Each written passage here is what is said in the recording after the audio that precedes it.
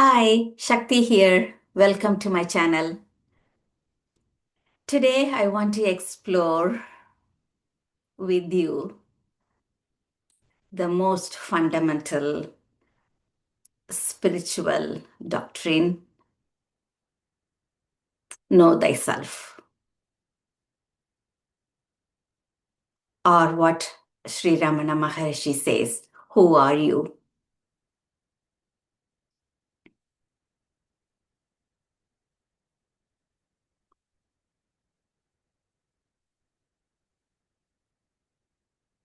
This who are you question has several layers to it, if you think about it.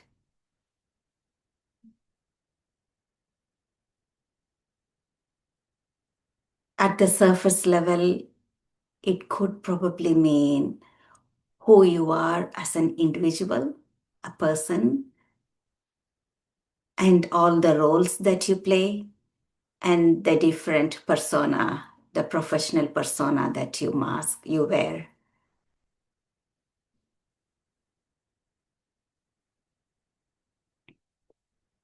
A daughter, a sister, a mother, an engineer, a doctor, a plumber, a friend, a nurse, a social worker,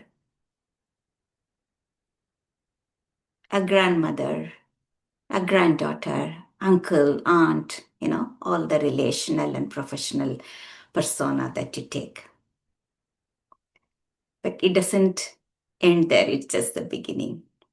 And this professional and the relational persona changes from time to time. Wherever you are, and whomever you are interacting with, the persona changes. The role changes. So go deeper into this question, who am I? Or to know who you are. There are several pointers in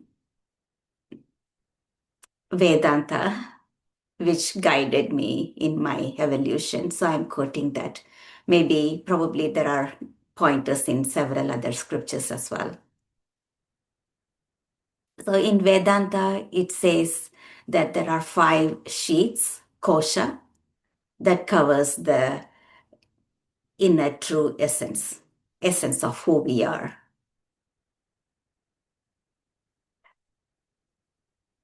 It's Annamaya Kosha, the outermost layer.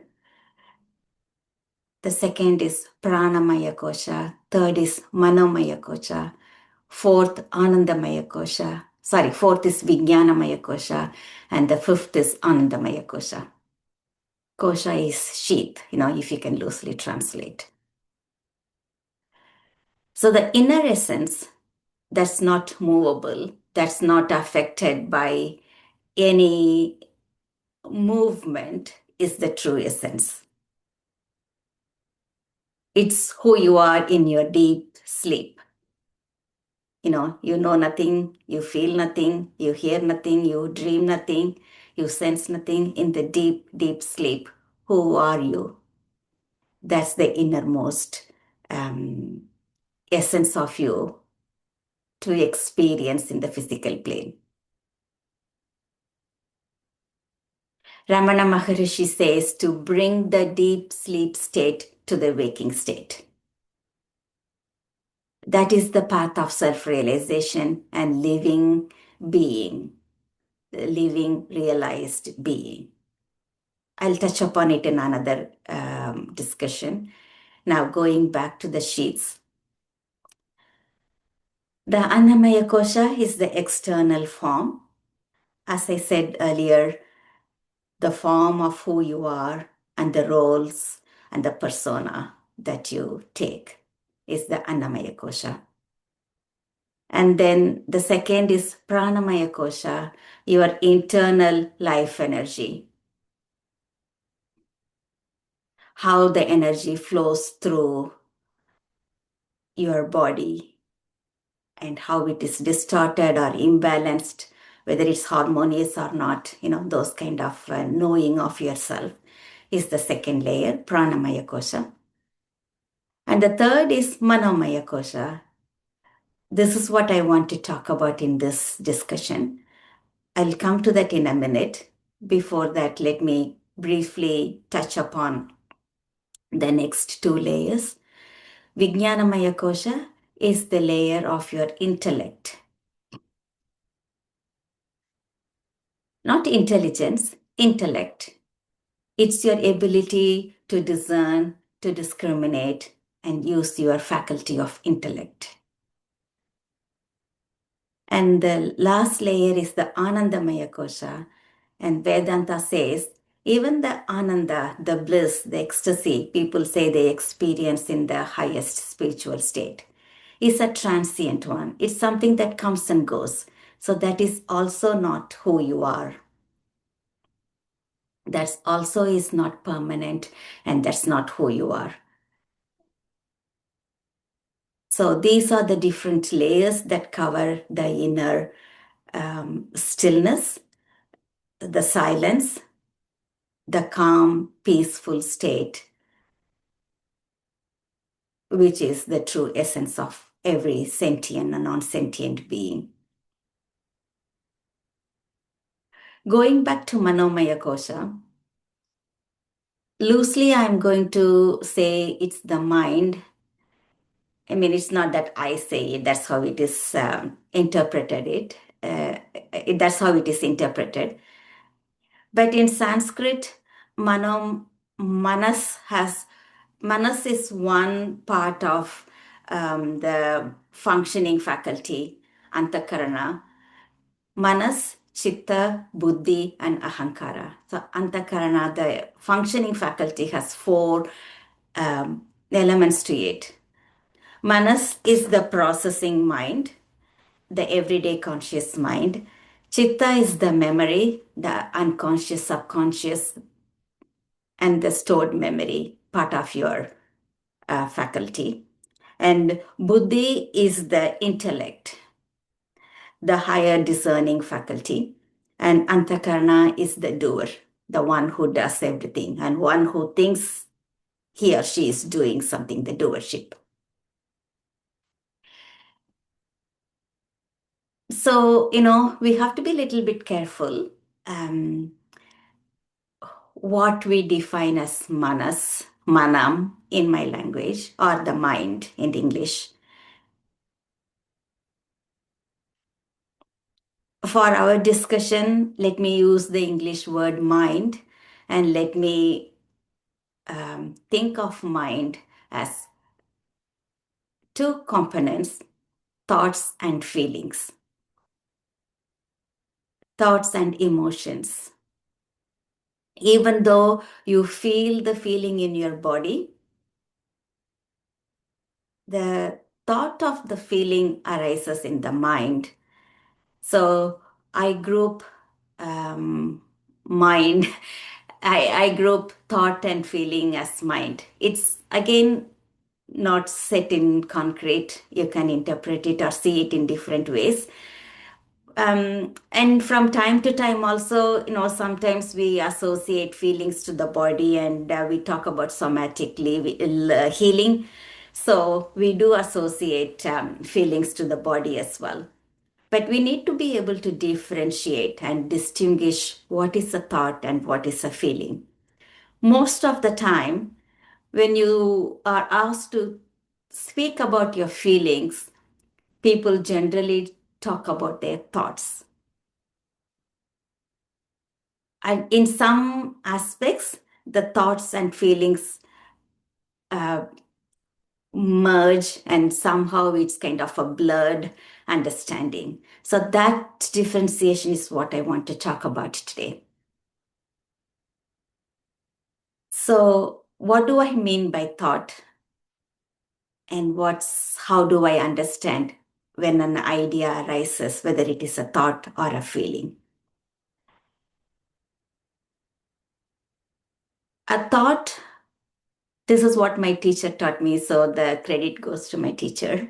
It's not my knowing, it's a lesson I learned from my teacher.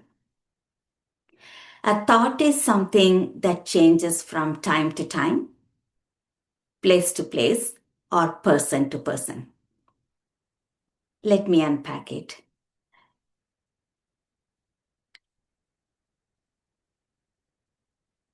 Say, let's say I am a good girl. That's a sentence. A good girl, a good person. It's a thought. So, using this as an example, let's see how it is different from person to person. The goodness I associate to myself and call myself as good is very different from the goodness that you might think of, or someone in Africa, or in Asia, in China, in England, in North America. The definition of good is different from place to place. So when I say I am a good person, it's a thought. It changes from person to person. Again, the same example.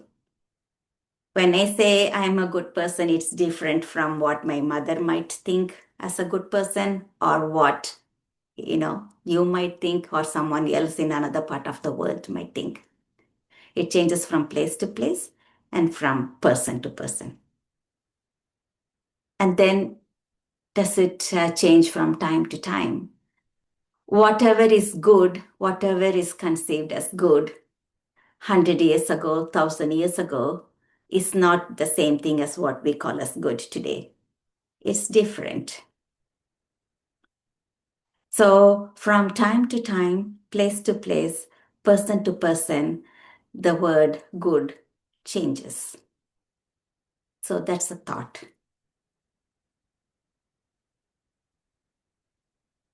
Because thought is not universal, as I said, because it changes from person to person, place to place, time to time.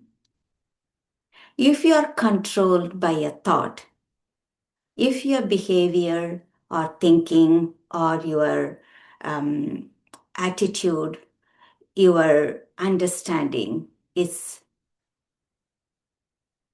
shaped by a thought, you can easily see that yes, it is a thought. It changes from time to time, from place to place, from person to person. So I don't have to hold on to that thought. What is true to me is what I need to stick to. If something is bothering me, if something is controlling me, if I'm operating in the autopilot mode because my parents asked me to do so, use these kind of definitions, questions to ask yourself and drop whatever is not yours in the first place.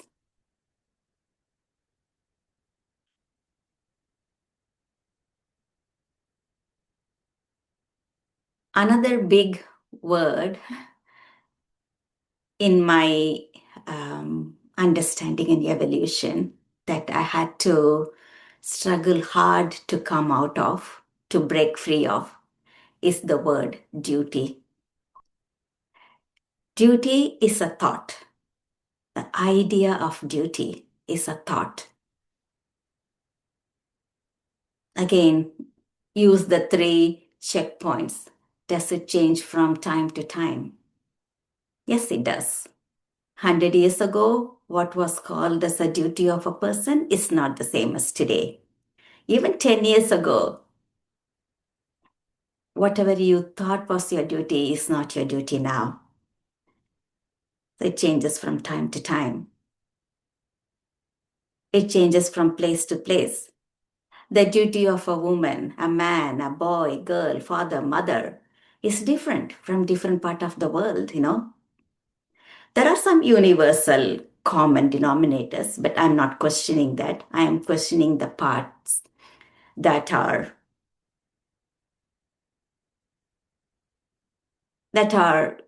causing stress, or that are the humps and hoops that you have to cross to understand who you are.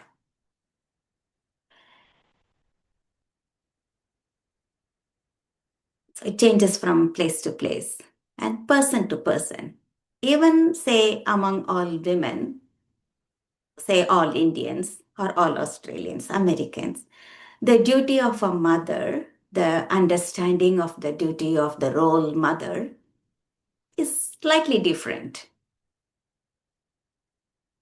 I'm only focusing on the differences. I'm not questioning the common denominator. So please hear me clearly.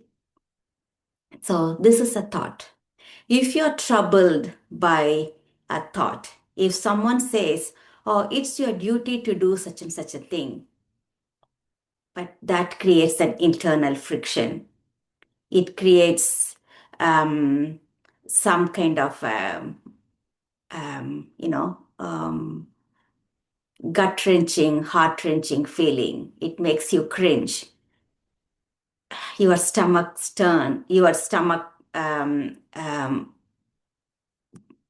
churns. You need to question that. Yes, it might be the duty defined by somebody else for a given situation at a point in time in history. Is it still relevant to me today in this context? That's the question that you have to ask yourself. So, thought is transient, it changes from person to person, place to place, and from time to time. So, using these 3 pointers, you can easily remove any thought that burdens you, that controls you, that restricts you, that constricts you, that limits you.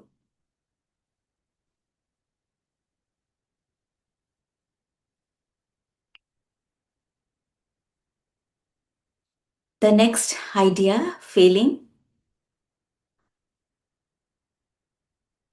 The feeling is universal.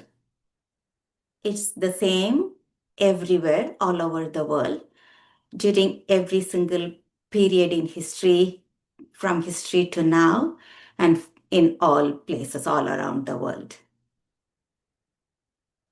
Take, for example, the feeling, what we call as happiness. The feeling, how you experience happiness in your body is the same in all times. 1,000 years ago, if someone said they were happy, you can relate to that, what that happiness meant, because you could feel the same happiness in your body.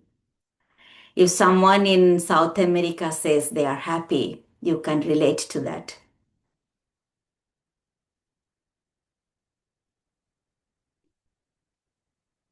It's universal. Same thing with sadness. If someone is sad and crying, you know how it feels in the body. Seeing someone crying, you can immediately relate to that feeling because you also have experienced it, and it is the same universal idea, universal feeling. So, feelings are something that's universal, that's the same, and thought is something that is transient, that changes from time to time, place to place, and person to person. The level of happiness one experiences could be different from person to person. A chocolate might make a young child happy. For an adult to be happy, probably you need an ice cream or something different. The object of happiness is different from person to person, but the feeling of happiness is the same. So make a clear distinction here. The object of happiness, the object that gives happiness is different from place to place, time to time, but the feeling of happiness is the same. So with this distinction, when you are looking internally to know yourself, to understand who you are, you drop anything that is not you. Thoughts are easy to drop because they pass the test, the three tests, very easily. Just ask yourself. Let's say,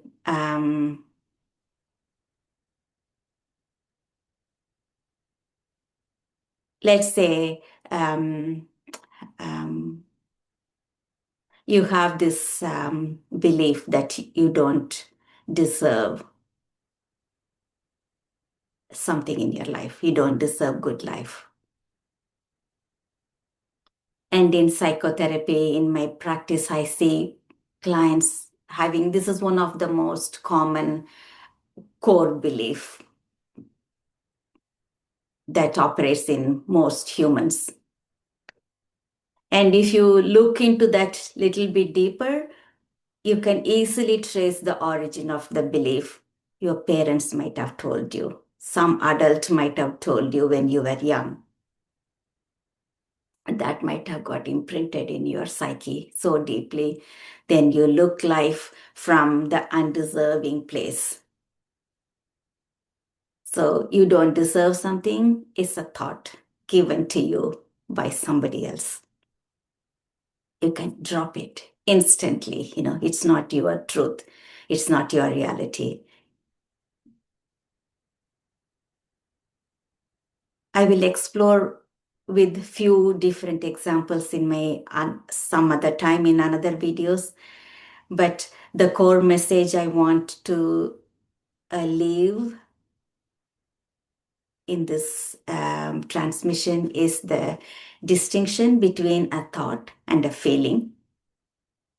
And in the process of knowing yourself, to understand who are you in the mental level, at the level of thoughts and the level of feelings, use these pointers to discern. And anything that's troubling you, as I said, limiting you, constricting you, controlling you, definitely they are not your thoughts. They are, first of all, thoughts and they are not yours. So drop them. And in my future transmissions, we will look deeper into the different, using different pointers to know who you are, to know ourselves. Thank you. Welcome to the baseline.